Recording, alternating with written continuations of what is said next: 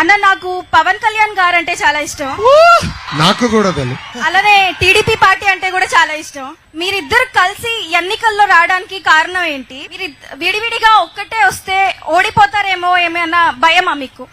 Solid question. చెల్లమ్మ, మా స్వార్థం వల్ల ఆంధ్ర రాష్ట్రం నష్టపోకూడదు అనేది మా లక్ష్యం. ప్రతిపక్ష ఓటు చీలకూడదు, కలిసికట్టుగా ఉండాలి.